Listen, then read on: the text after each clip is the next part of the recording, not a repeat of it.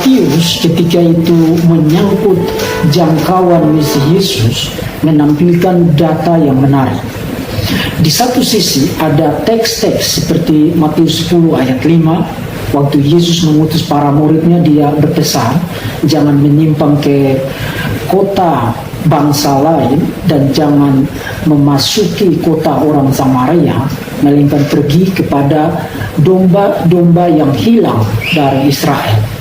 Nah, intonasi yang sama juga muncul di dalam konteks percakapan Yesus dengan perempuan Kanaan, Matius pasal 15 ayat 21 sampai 28. Di dalam ayat 24, menanggapi permintaan perempuan Kanaan itu, Yesus berkata, "Aku diutus hanya bagi domba-domba yang hilang dari Israel." Jadi ada teks-teks dengan intonasi mengenai misi Yesus yang sangat partikular, terbatas hanya kepada Israel. Tetapi di sisi lain ada juga teks-teks seperti Matius pasal 8 ayat 10 sampai dengan ayat 12, Yesus menggunakan imagery, gambaran, jamuan makan eskatologis di mana orang-orang dari timur dan barat, sebuah ungkapan yang menandai termasuknya bangsa-bangsa non-Yahudi ke dalam kelompok umat Allah yang menikmati berkat mesianik pada masa eskatologi. Imagery yang lain, imagery mengenai perjamuan kawin dengan penekanan akan gagasan yang sama seperti Matius pasal 8 digunakan di dalam Matius pasal 22. Dan bagian terakhir Injil Matius pasal 28 ayat 19 memuat imperatif, perintah dengan intonasi jangkauan misi yang universal, mencakup seluruh dunia, seluruh suku bangsa. Jadi di satu sisi ada penekanan partikularitas dalam jangkauan misi Yesus, tapi di sisi lain ada penekanan universalitas dalam jangkauan misi Yesus. Nah, bagaimana kita memahami hubungan antara dua intonasi yang kelihatannya bersitegang satu sama lain di dalam Injil Matius mengenai jangkauan misi Yesus? Nah, bagi Muslims, teks-teks dengan intonasi partikular itu merupakan kawan untuk membuktikan bahwa Yesus itu diutus hanya sebagai nabi bagi bangsa Israel. Perhatikan bagaimana Yesus menggunakan terminologi monoteistik Yahudi untuk menjelaskan hubungan dirinya dengan Allah yang mengutusnya sebagai nabi untuk Bani Israel. Jawab Yesus, "Aku diutus sebagai nabi hanya kepada domba-domba yang sesat dari umat Israel." Matius pasal 15 ayat 24.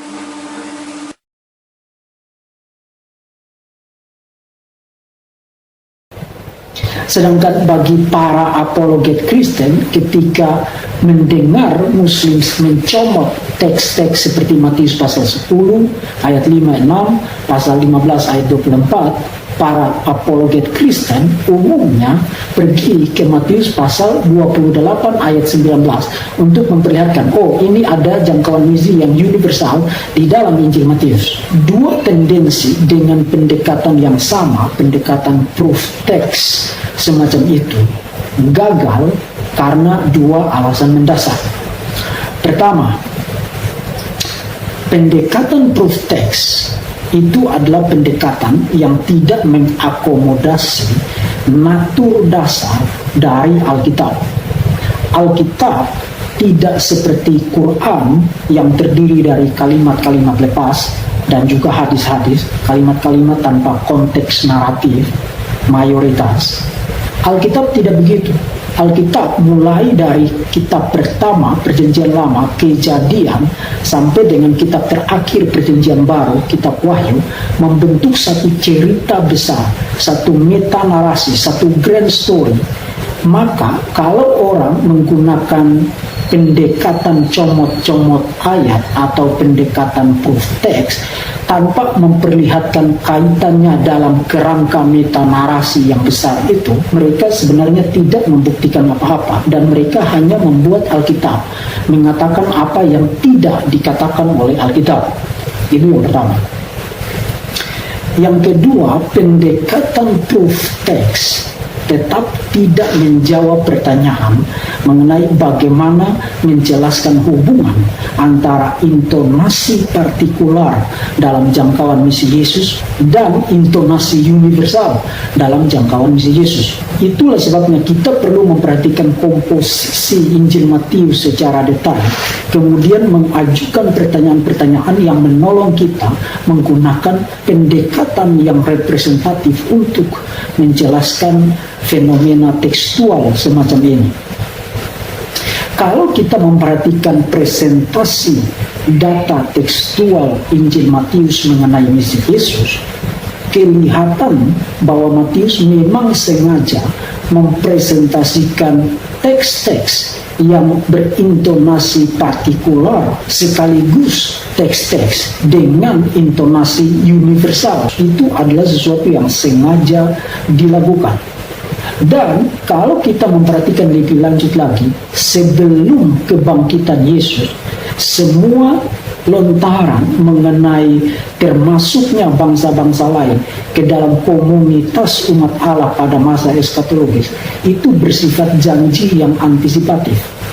Nanti setelah kebangkitan baru terdapat perintah yang jelas mengenai jangkauan misi yang universal. Itu sebabnya berdasarkan presentasi dan komposisi materi semacam itu, kita harus berkesimpulan bahwa memang Matius secara sengaja menampilkan data-data yang bagi kita pembaca masa kini kelihatannya merupakan satu ketegangan yang sulit untuk didamaikan. Padahal Matius memiliki alasan tersendiri untuk melakukan hal itu. Nah, salah satu tema kunci di dalam Injil Matius adalah penggenapan. UBS Greek New Testament mencatat bahwa ada setidaknya 54 kutipan langsung dari PL di dalam Injil Matius dan lebih dari 200 alusi, kutipan tidak langsung, rujukan tidak langsung, dan paralel verbal dengan isi perjanjian lama di dalam Injil Matius. Artinya segala sesuatu di dalam Injil Matius itu harus dibaca dalam latar belakang perjanjian lama. Dengan kata lain, presentasi data mengenai misi Yesus yang di satu sisi partikular dan di sisi lain universal juga harus dibaca dalam terang perjanjian lama. Seperti kata Agustinus, perjanjian lama tersingkap di dalam perjanjian baru dan perjanjian baru tersembunyi di dalam perjanjian lama. The best commentary on the New Testament is the Old Testament. Tafsiran terbaik untuk perjanjian baru adalah perjanjian lama. Dan ternyata ketika kita meneliti perjanjian lama mengenai misi penjangkauan, kita akan mendapati paralel yang sangat indah antara skema progres misi di dalam perjanjian lama dengan presentasi Matius mengenai progres misi Yesus. Dan untuk itu kita perlu memulai dengan memperhatikan satu skema penting yang disebut dengan skema eskatologi dua zaman. Eskatologi dua zaman adalah satu konsep yang sudah well known, jadi saya tidak berikan penjelasan detail di sini. Tapi intinya adalah menurut kerangka eskatologi ini, sejarah dibagi menjadi dua tahap. Tahap pertama disebut masa sekarang atau this present age. Di dalam masa sekarang ini banyak kesulitan, penderitaan, dosa, kematian, malapetaka, musibah, dan lain sebagainya. Semua itu akan berhenti total ketika Mesias datang. Lalu kita akan memasuki masa keemasan yang disebut dengan Messianic Age atau masa Mesianik atau the age to come, masa mendatang. Nah, dengan mengingat kerangka eskatologi dua zaman itu, kita mendapati bahwa presentasi narasi perjanjian lama mengenai misi penjangkauan mulai dari Israel hingga mencakup segala bangsa itu dilakukan dalam 2 tahap di dalam kerangka eskatologi 2 zaman itu. Jadi saudara perhatikan, karena saya tidak mungkin memberikan presentasi naratif yang detail di sini, maka saya mempermudah ini dengan memperlihatkan skema berikut. Di dalam skema ini, saudara perhatikan, misi penjangkauan itu pertama kali dimulai dengan Tuhan memilih Israel. Karena di dalam Kejadian pasal 12, pasal 18, pasal 28 terdapat janji bahwa melalui Abraham dan keturunannya segala bangsa akan mendapatkan berkat. Jadi ada rencana penebusan untuk segala bangsa, tetapi itu dimulai dengan pemilihan Israel sebagai mediator, sebagai imam yang menghubungkan, memediasi Yahweh dan bangsa-bangsa lain. Dan itulah sebabnya waktu keturunan Abraham sudah terbentuk sebagai satu bangsa, bangsa Israel disebut dengan sebutan kerajaan imam, Keluaran 19 ayat 6. Jadi dalam era present age, Tuhan fokus kepada Israel, hanya Israel.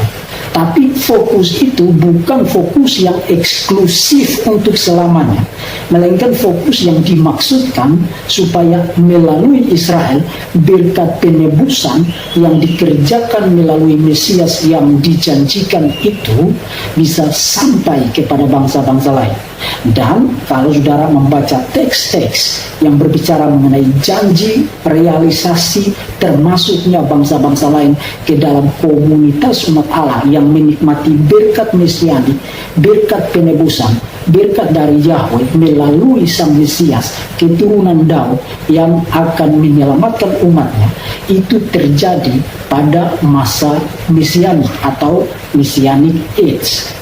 Tetapi karena janji mengenai termasuknya bangsa-bangsa lain sudah diantisipasi sebelumnya, bahkan sejak peristiwa penciptaan, Kejadian pasal 1, pasal 2, saya merekomendasikan 2 buku dari Profesor Greg Bill untuk saudara punya pemahaman yang utuh tentang narasi penebusan yang dimulai dari Kejadian pasal 1, pasal 2.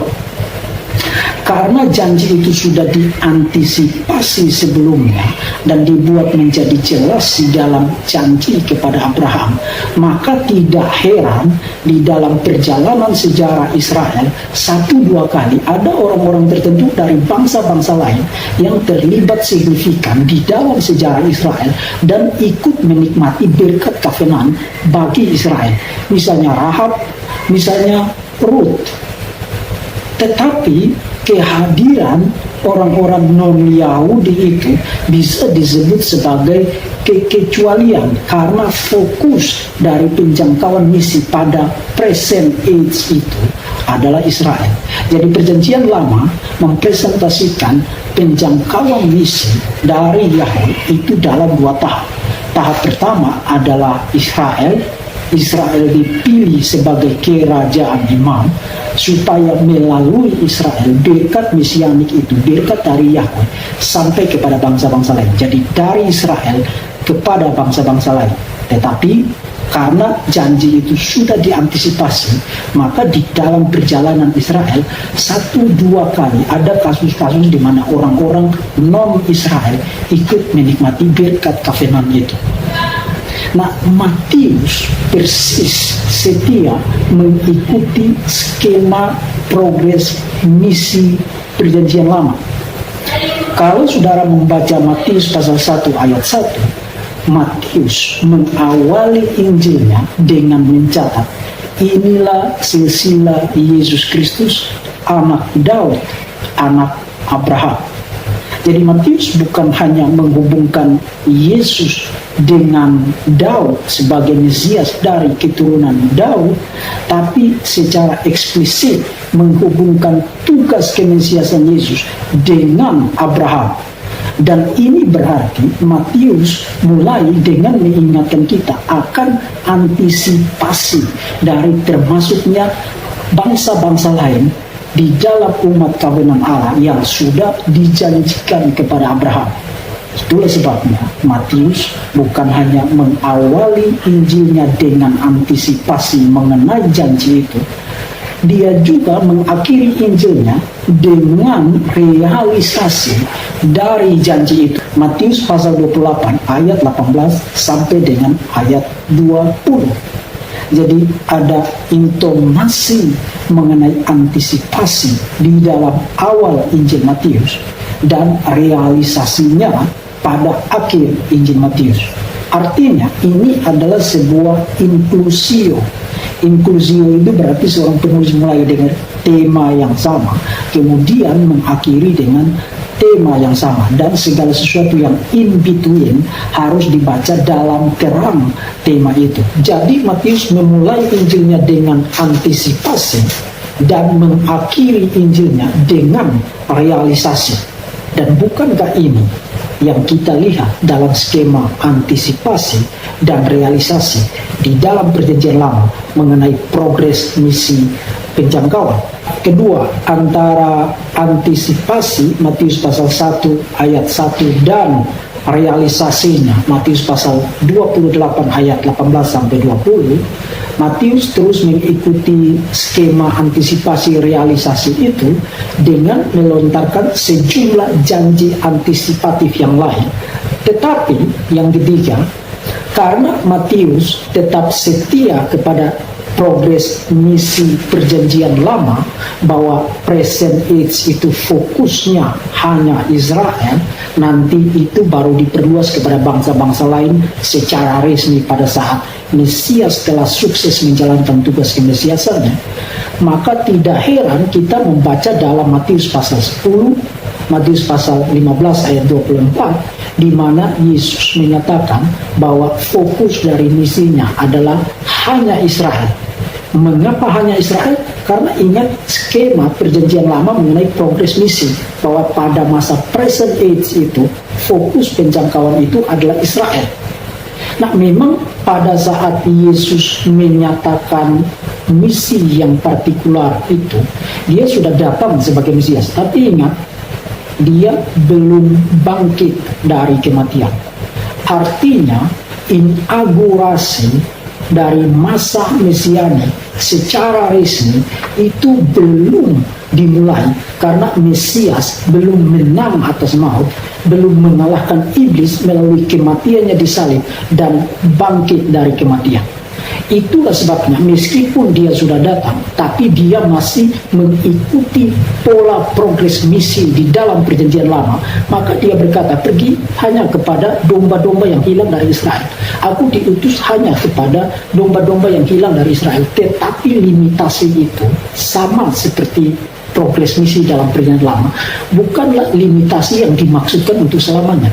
Karena nanti setelah dia menang atas maut, dia bangkit dari kematian, maka realisasi dari janji mengenai termasuknya segala bangsa ke dalam komunitas misianik umat Allah yang sejati itu mulai direalisasikan. Dan itulah sebabnya ketika Yesus sudah bangkit dari kematian, maka ada perintah untuk menjalankan misi dengan jangkauan yang universal.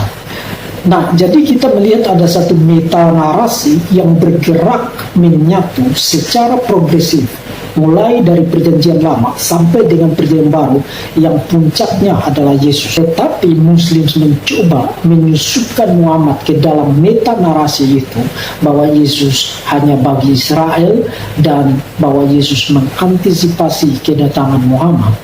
Maka pertanyaan saya, kalau Anda mengikuti dan mengingat persis keutuhan meta narasi Alkitab yang dirancang Tuhan secara bijaksana dan berhikmat, menyatu Perjanjian Lama sampai Perjanjian Baru, puncaknya adalah Yesus, kemudian inaugurasi misi penebusan. Kalau Anda ingat keutuhan meta narasi itu, pertanyaan saya, apakah masih tersisa sedikit saja peran kenabian bagi Muhammad di dalam meta narasi yang utuh itu? Tapi lebih serius dari itu, klaim itu bukan semata-mata berasal dari Muslim. Klaim itu berasal dari penulis Quran yang menyatakan bahwa Yesus hanya bagi Israel dan bahwa Yesus menubuatkan mengenai kedatangan Muhammad. Dan rasul yang terakhir dari kalangan Bani Israel adalah Isa putra Maryam. Dan Isa itu adalah nabinya Bani Israel, bukan nabi bangsa lain. Coba antum lihat di surat 3 Ali Imran ayat ke-49, wa rasulan ila Bani Israel. Dan Isa itu rasulnya buat Bani Israel. Isa hanya diutus buat Bani Israel saja. Wa rasulan ila Bani Israel.